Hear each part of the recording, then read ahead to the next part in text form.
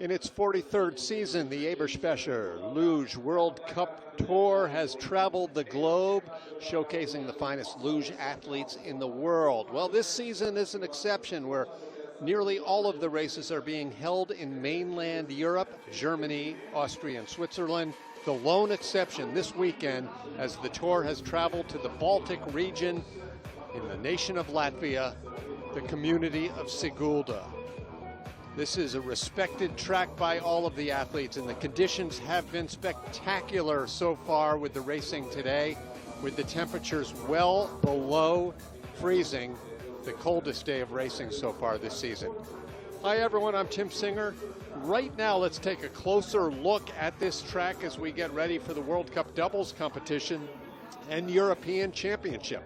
To help call the action, once again, I introduce from Team USA, World Championship medalist and 2018 Olympian, Emily Sweeney. And Emily, you were saying that the athletes are giving this course rave reviews this week.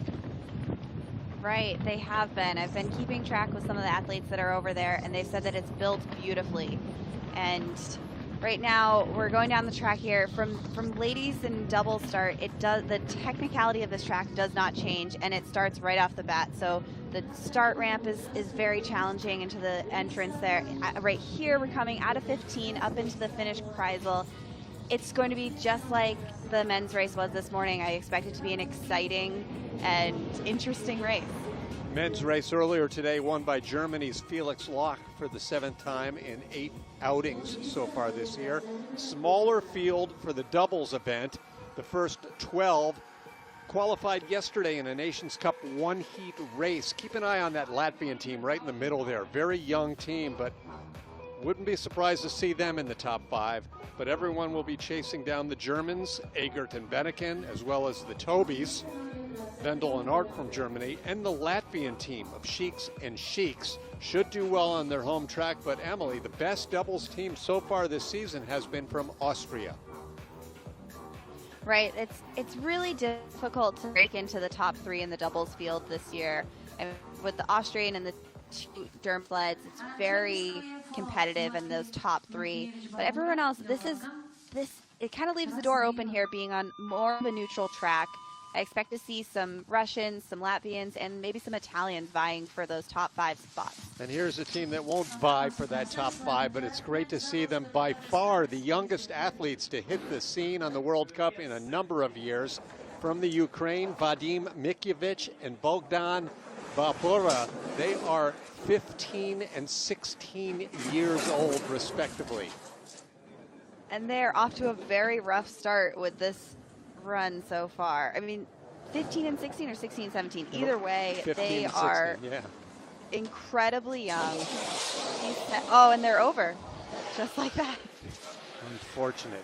It's great that they even qualified to be on a World Cup. It may be the only time we see them this year. And, of course, there is no Junior World Cup Tour on this pandemic season. So they get a shot, and they'll get a finish time. They will. I mean, I think this just goes to show how challenging the sport is and how much we say it all the time. It's kind of like a robotic answer right now, where it's an experience-based sport. And what we mean by that is that you're learning all the time. And this is just the product of not a lot of time on the track yet, not a lot of time on the sled. And it was a little bit of a mess from top to bottom. Well, all the same, a 15-year-old, that's the bottom man, Babura, getting some World Cup action. That's incredible. And we will see them in run number 2. Definitely. They finished 6th as part of the Ukrainian team relay event in the Youth Olympic Games last year, at the Youth Olympic Games, which were in St. Moritz, Switzerland. Now, our next team, also a pair of teenagers, Jakub and Maciej Karas of Poland. And we were talking a bit, we have a little time to converse in the first few slides for sure, Emily, and the introduction of women's luge will take place on the World Cup next year. And at least speaking as an American, what are the prognosis? Are there teams getting ready for that?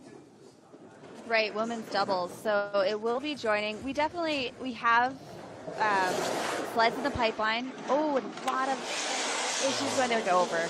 My goodness. The issue or the difference between doubles and singles, not only, obviously there are two athletes, the sleds are different.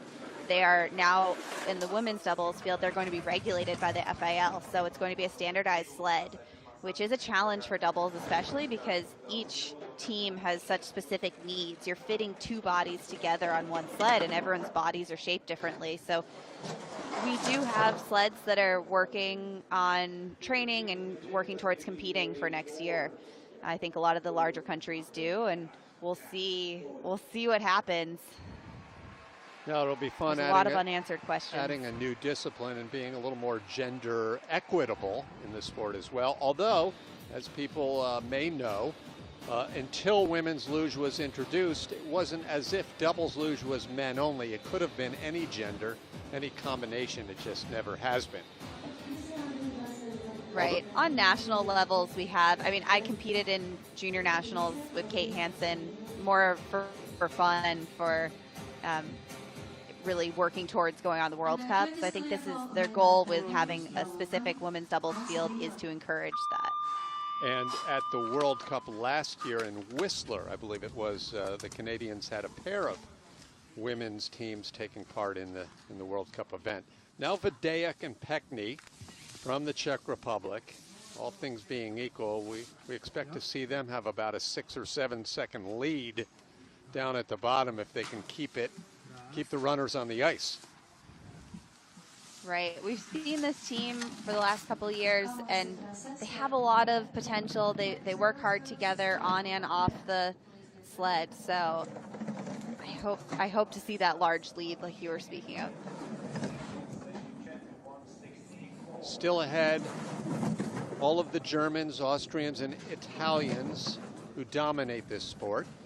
One North American team from the USA, a Korean team, and those last two nations, USA and Korea, will not be taking part in the race within a race, because here in Sigulda, it's not only a World Cup, it's the 52nd FIL European Championships. Right, we're 3 sleds in right now, and we have yet to see a clean run. So it's really showing how challenging this track is. Yeah, but Mache was willing to work the camera anyway, as if his team had just won. I guess so. But really, this is the exit of 11. He was really high on the end there. A decent exit out of 14, but with those issues earlier on the track, it's just, you could tell that they were behind on the sled. You need to, in order to be successful and fast on this track, you need to be ahead of the curve, so to speak. And it's very easy with these tight transitions to fall behind, and then you're just playing catch up the whole way down. Here are a pair of 20-year-olds in just their 4th career World Cup race from Moldova, Shishkeno and Opria. And if you are watching, thanks for tuning in all around the world. We are approaching 100 different countries that have tuned in to watch some part of live World Cup luge so far this season. We welcome your comments, questions, criticisms, whatever you want to tell us. On Twitter, @LugeAnnouncer. You can also email us, luge.announcer@gmail.com. This is a relatively younger team, and they also, coming from such a small country like Moldova, you could see that their start was lacking, but they had a really pretty smooth entrance on the start curve, which is the best we've seen so far. Now the exit of 14, it's a long straightaway to the bottom, very windy bottom of the track. No real labyrinth on this track, is there? It's just a series of back and forth. The labyrinth is just higher up. They call the section, I guess, what would be 7 through 9. That's the lap there. It's just flatter and a little slower than most of the labyrinths we see around the world. But nevertheless, it's very important to building speed, especially from doubles and ladies start. Not unlike your home track in Lake Placid, right? Doesn't it have that, what they call a Devil's Highway up near the top?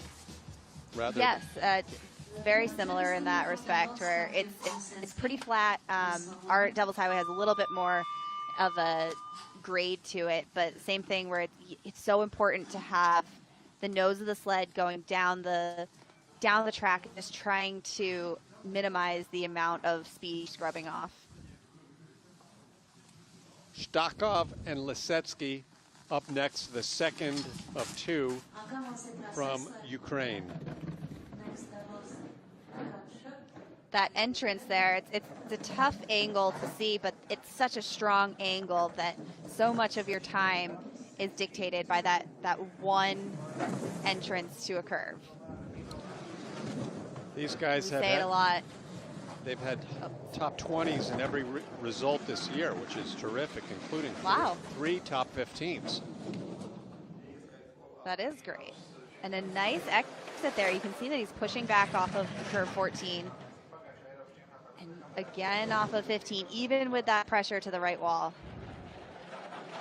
Still in the green and crossing well out in front, 1400s. Ukraine, you might still call them a small nation in the sport of luge, but they do run an independent program. They don't latch onto that FIL group of other small countries. They're pretty well self-sustained. They are, and this would be probably considered their home track here in Sigulda. It's where they've, growing up, had the most runs and probably the most comfort. So it's nice for them to have European championships. As we get ready for the first of the three from Austria, this is Gott and Scholf. They were the gold medal, part of the gold medal winning relay team at the 2019 Junior World Championships, along with Lisa Schulte. This track in Sigulda, it was built in 1986, and it was, of course, built as part of the then Soviet program and produced lots of Olympic medalists, actually, in bobsleigh. And there were a couple of other tracks in Russia at the time, but this was really the only artificial one, the one that best mirrored what that nation would be facing in the Olympics. It's such a great track to be able to train on. One, the environment there has a lot of variables, so they're very close to a river. There's a river right next to the track, so sometimes you'll get a lot of humidity. You also get clear days, so you get a lot of different environments to test equipment. So it's great for, not only is this a challenging track to drive on, it's also a challenging track to hone in your equipment and to the elements of the race. That's a great point. And if you want a great close race, we've got one in the early going here, because just 1,000th of a second separate the top two sleds. That's after some 3/4 of a mile of sliding from top to bottom.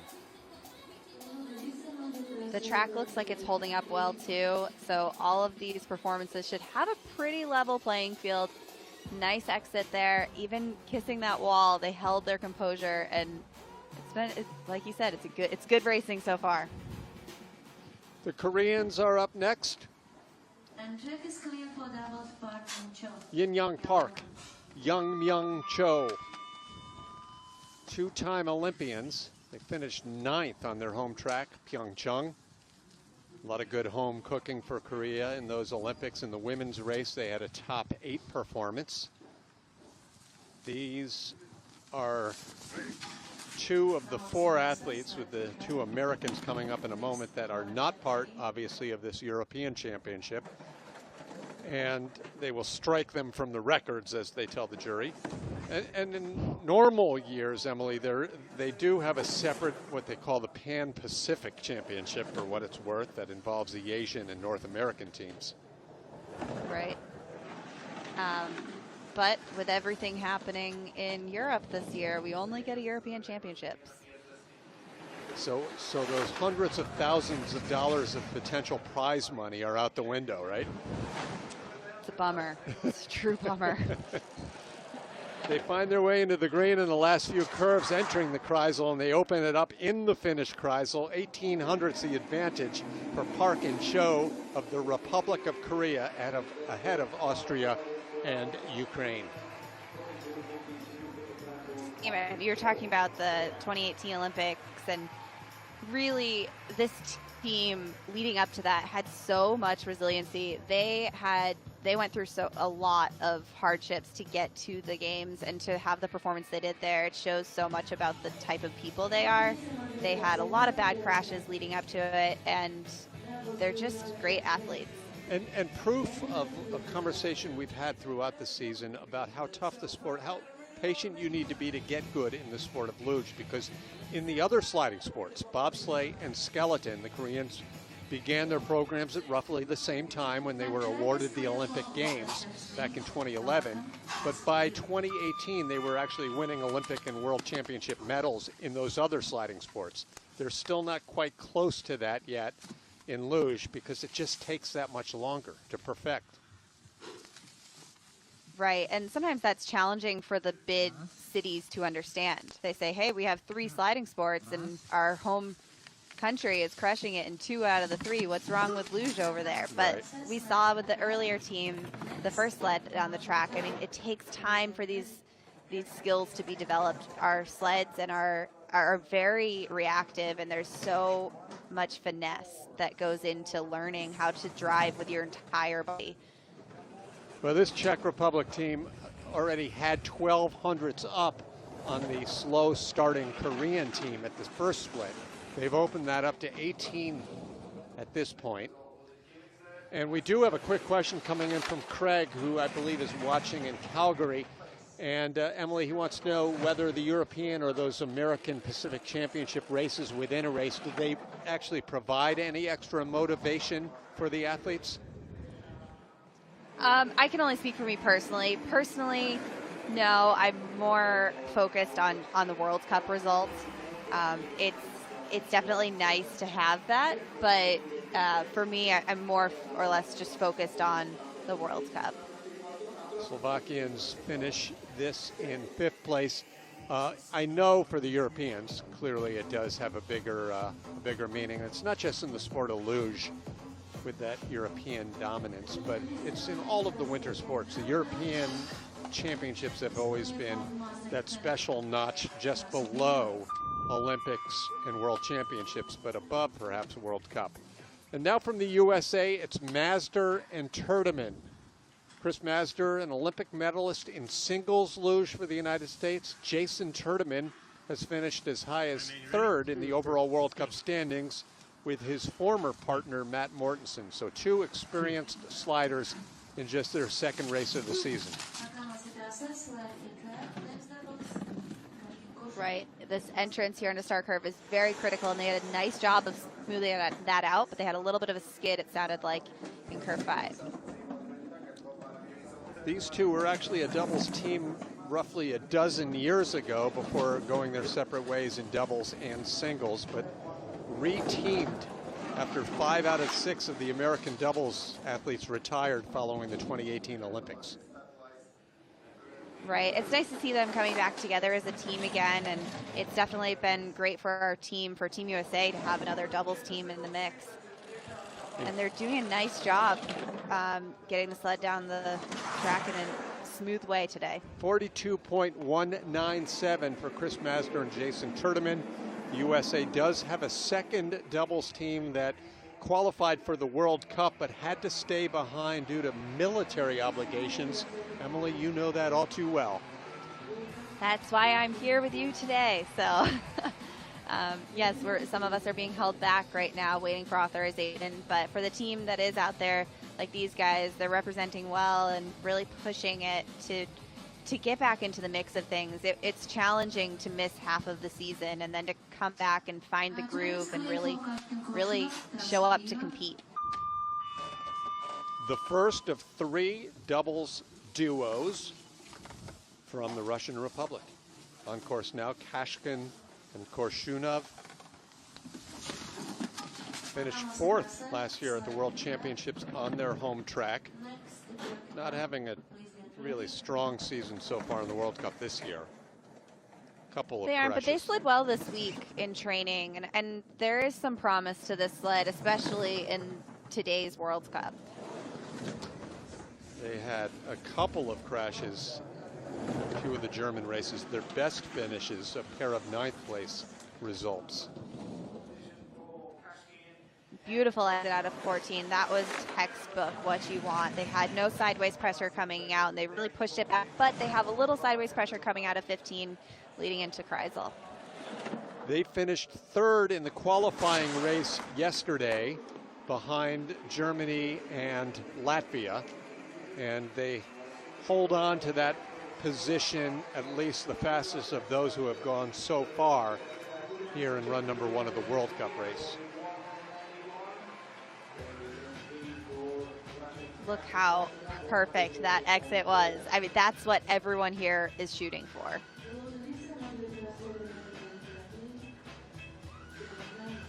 And the seal of approval from the coach there. Well, the Americans still analyze their run. The Russians walk off with the current lead. And now the first of 3 from Deutschland. Robin Goyeka, David Gamm. They're from Winterberg. They missed the first 4 races of the season before the holiday break, and by missed, I mean they did not qualify for the German national team. And they come off a couple of fairly rough seasons with inconsistent results. Let's see if they can make their way back to the podium. They have earned several podiums during their career. They needed to be a little bit more farther on the right in that start ramp to have a smoother entrance into the start curve. So they're not off to a fantastic start, but they have so much skill. They have had, you said they've had a rough go at it with such a deep program like the Germans have. That's natural, and I really believe in these guys. I want to see them have a solid World Cup performance today, but a little bit long off of 14, and that's going to set them up to have a pretty sketchy exit out of 15. As you see, they're in the red. The only question is how much in the red they'll be here. They're back in 3rd place behind the Russians and the Americans. And despite being on tour here in the second half, Emily, their position as the 3rd sled in the World Championships is far from assured. And Orlamunder and Gubitz did a nice job for Germany in the first several races.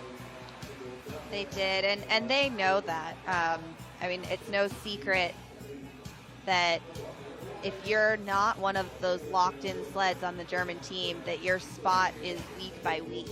And their coach, Norbert Locke, right there, he knows it and he shows it with his decision-making of who gets to race and who doesn't. Next up, the first of 3 from Latvia. They may be the youngest of those 3. They may have the least of the World Cup experience, and they didn't even enter the seeded group. They had to qualify yesterday, but, and it's a big but, Emily, a lot of people are looking at this team for perhaps a top 5 finish today. I would be one of those people. So I'm excited. Also, I really like their handshake that they did before they went. Right. That's cool. So style points to them, and a nice entrance to start curve. So they're off to a good start. Martins Botts and Roberts Pluma. They've been in podium position after the first run of a couple of races this year. This is their first season, by the way, on the World Cup. They're 12th, and their best result when the day was over was an 8th place finish at the opening race in Innsbruck. Beautiful exit out of 14, and they've had a nice run so far. A little bit of extra pressure there, but they handled it beautifully. 20 and 21 years old, they cross into the lead, 41.863. Maybe a couple of little hiccups along the way, but for the most part, a very clean run.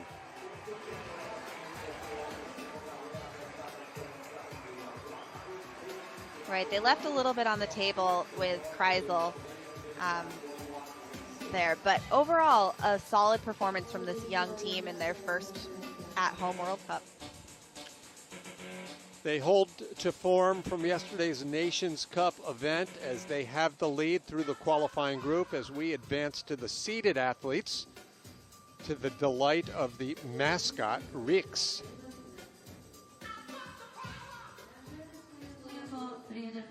There's the focus on the face of Emanuel Rita. Behind him, Simone Keinswaldner from Italy. 17th place finisher at the Olympic Games in singles, the frontman Reeder. This is just their second full season as a doubles team.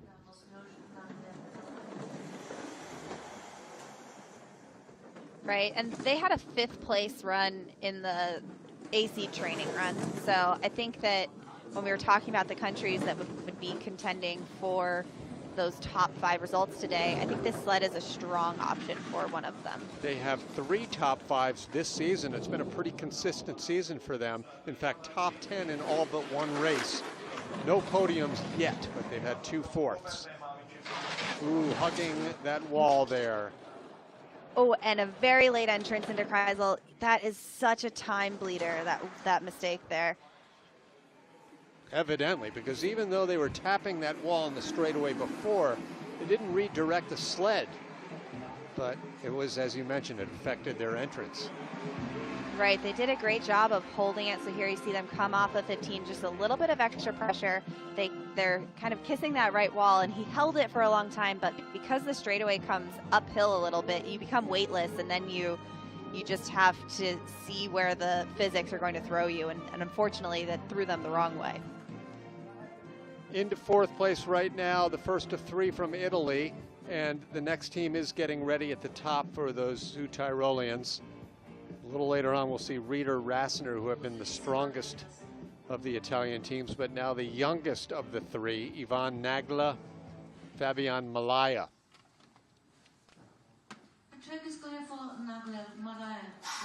You get a green light when you're at the start, and if I'm not mistaken, singles athletes get 30 seconds, doubles 45. Is that right? Correct. In a regular World Cup scenario. So they give them an extra 15 seconds just so that they can make sure they can synchronize, because 2 people, I don't know, there's a lot of variables going right there, but these guys didn't quite nail that start curve how I would have wanted them to. They should have been a little bit farther on the right side, but they're still in the green. They're in the green. How close have you cut it to that clock running down? I use my time too much, probably, so I've definitely cut it pretty closely. It's not smart, but it's just sometimes you have to get into that mental space of just being prepared. At least I do. Dominic and I disagree on that. He thinks I'm crazy for using as much time as I do. Deliberate. You're deliberate, not slow.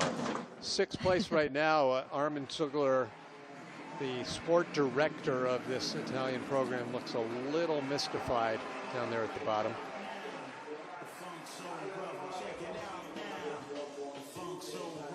See, his head is a little high there, and then he really pushes it back. It's tough. You want to be aerodynamic, but actually moving your head around as much as you do in the end turns out being less aerodynamic. So we want to see a little bit more consistency in his position. On we go with our next of the Latvians, Oskars Gudramovic and Petras Kalnins up next. Both 32 years old. And let's check out some of their career highlights. I know they've had a podium, and I think it was here. Oh, yep. The Winter Olympic Games, 3 times they've taken part, finishing as high as 10th, and that was in 2014. Ooh, that harsh take on to the start curve is what we talk about so much from this start height, because it is so critical to building speed, and they know that. Like you said, they've podiumed here, and this is their home track. The brothers Sheik still to come from Latvia, local heroes and 3-time Olympic medalists. Also, we have 2 more German teams to come, 2 more Austrians, all medal contenders. Nice exit there if they can hold it, and they do. And a beautiful, look how level that line through Kreisel was. That is the way to do Kreisel. Right, and don't they know it. But they're 1,300s back behind both the Russians and their young teammates from Latvia, who are making Emily look like a sage prognosticator, as Bots and Pluma continue to lead the way with 9 remaining. I don't know how I feel about that. Sage, is that another word for old, right? No, it means wise, not old. Wise. Yeah. Sage prognosticator. That may be redundant. But I mean, if you look at these guys on the sled, they have all the components. It's just about putting them together. To the music of AC/DC now in the background. I'm not sure we're allowed to play that due to copyright laws.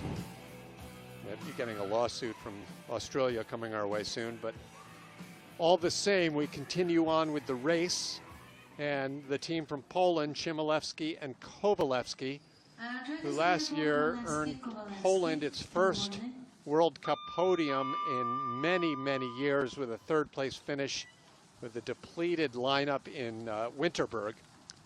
But it's been a bit of a down year for this Polish team, not yet having cracked the top 10 in any race, with the exception of a team relay where Poland also ended up on the podium a couple of weeks ago.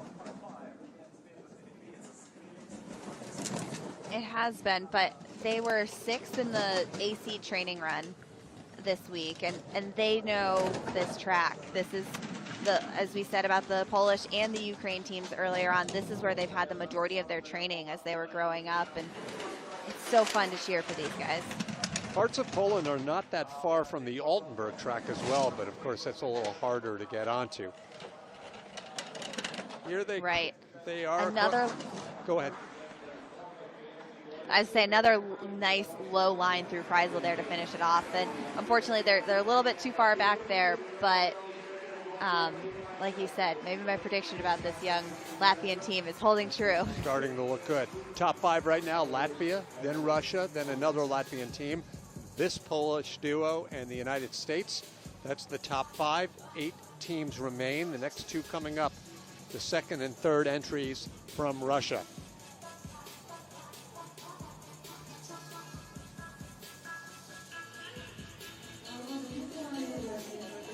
So far this season, they've spread the wealth a little bit. Not quite like past seasons, but in men's luge, 10 different men have made it onto the podium.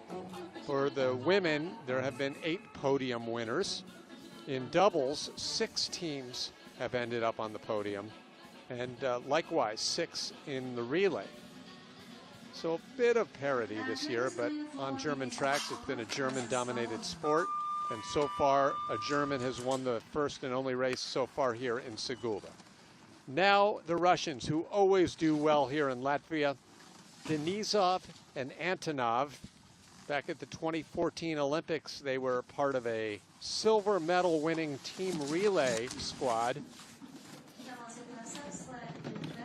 They also have a pair of World Cup victories. Sorry. A nice setup into start curve, but did you hear the way that sled kind of did a fishtail skid? Yes. Right in curve 5? That's huge here. And I think if I were to guess, they had something similar in the AC run because they were the slowest sled then. And it just takes away all of their speed going into the flat labyrinth section of the track. They're out before they can begin. Well, and they're picking it off a little bit, but still 0.2 of a second back. Maybe they can be in the top 5 here. And they are, 42.145, just cutting it into there. But yeah, that's kind of like Pavlichenko of Russia earlier today. That's one of those what-if runs. Right, at least Pavlichenko's mistake was farther down on the track where he could build speed up until that mistake point. Right. At this point, that was a beautiful exit of 14 for them, but it doesn't matter because they were that much slower going into the top curves of the track.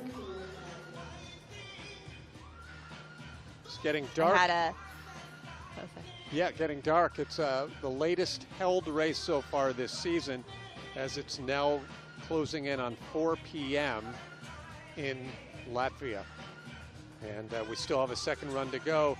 But what we also have coming up here, Emily, from what we understand, what our sources are telling us, is we're getting ready for a farewell ride as the final Russian team is ready to hit the ice. Yushikov and Prokhorov, and for the 35-year-old Vladislav Yushikov, the top man, front man, this, we understand, will be his final competition. Right, so he's saying farewell with a I mean, he's been in the sport for many years. So growing up, this was his home track before they had built Sochi. So it's kind of his pseudo home track, saying goodbye at European Championships and a World Cup. I believe he came into this World Cup the same time as the Tobys, and the only people that have been around longer are the Latvian brothers coming up still. It's been a great career, two-time Olympian. And I don't know if there's a third. The Russians always have a full lineup in every race, so maybe Bogdanov and Medvedev will be back. I'm not sure what they're going to do. We'll see. He's having a fantastic run so far. The time isn't there, but the lines have been flawless. 7th place, behind the Americans, 3:35 back, going way up the outrun.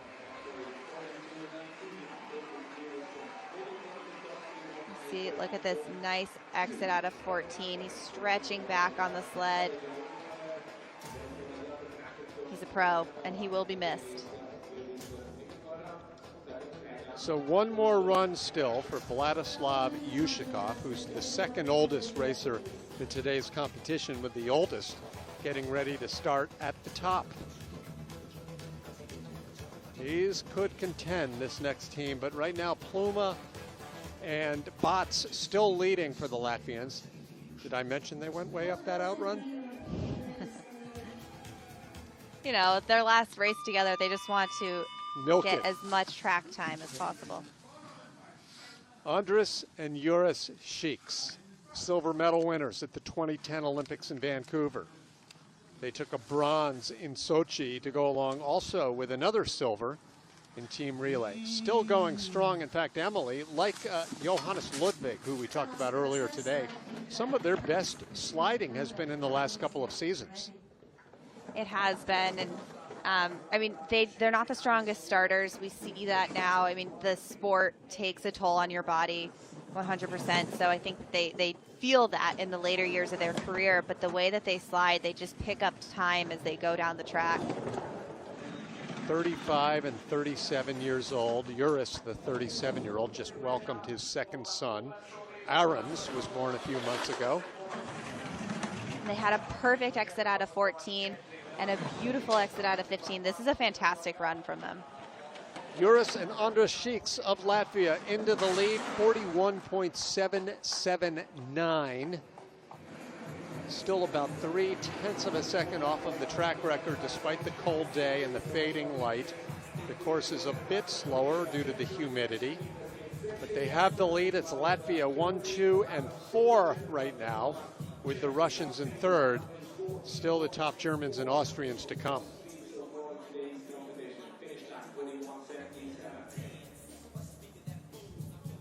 I would take this run any day. Watching them slide actually makes me miss sliding on this track. It gets me excited about sliding on this track because that's the way that a sled should look going down this technical and challenging track. It's possible they have more runs here in Sigulda than any other athlete in the sport of luge.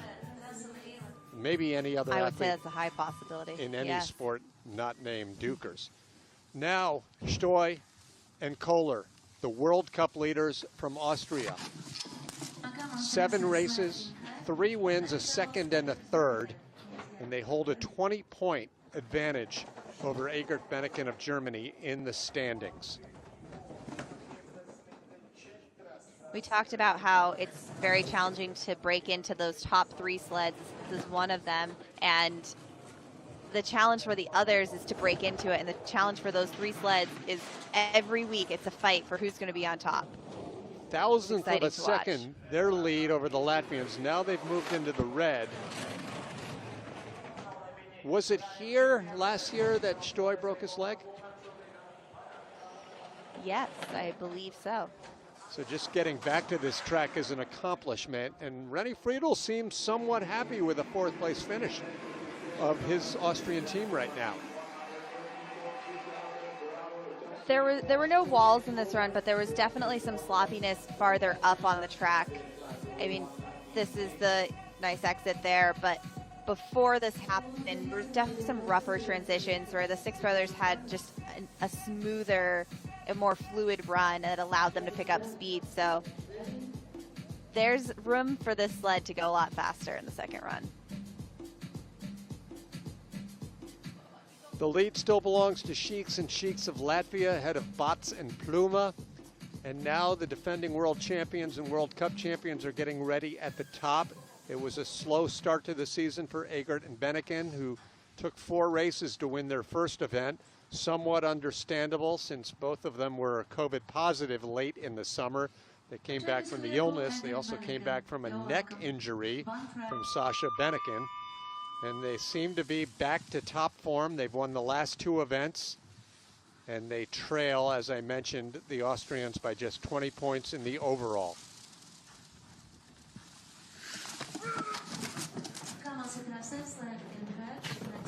Tapping a wall. A little tap at the start.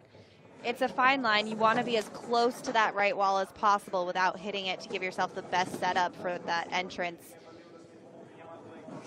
The 3rd fastest start time, incidentally, the fastest was by their German teammates Goyaka and Gam. Very late entrance into 12, and they're over into 13. Second time this year they've crashed, Emily, and this one is going to be so costly. They do get back on the sled, which is gigantic because no finish time would have perhaps knocked them out of contention for the World Cup overall. Now at least they continue to have a fighting chance. That just shows how quickly things can go wrong on this track, especially in doubles where the center of gravity is that much higher.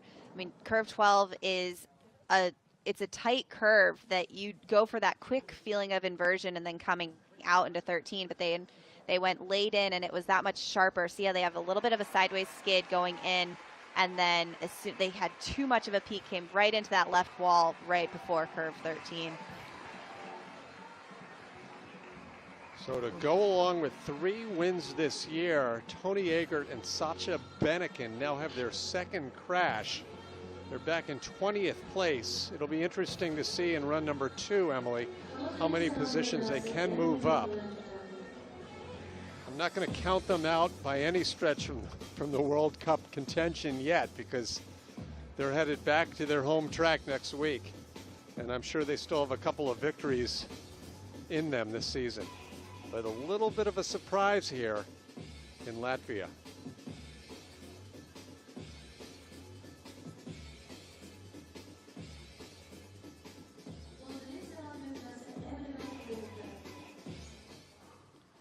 They're okay, the track is ready, and we have 3 teams remaining. Yannick Mueller and Armin Frauscher continue to make great progress in their 3rd year together as a doubles team.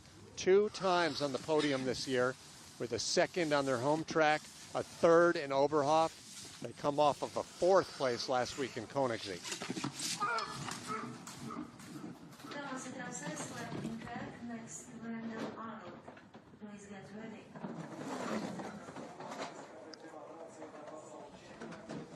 Couldn't tell if that was a skid or if that was just kind of the camera picking up a little bit of extra feedback, but they look to have pretty decent lines so far. A little bit of extra pressure coming off of 11, but they're handling it much better than the last sled.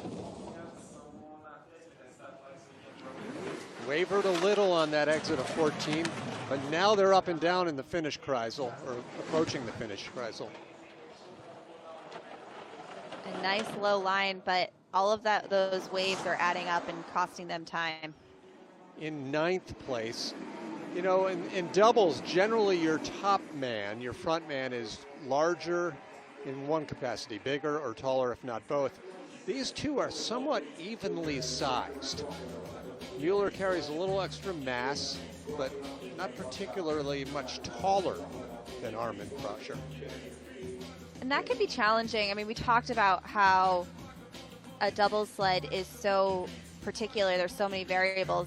One of the reasons that we typically have a larger person on top and then on bottom is one for aerodynamics and also for balance point, the balance point of the sled.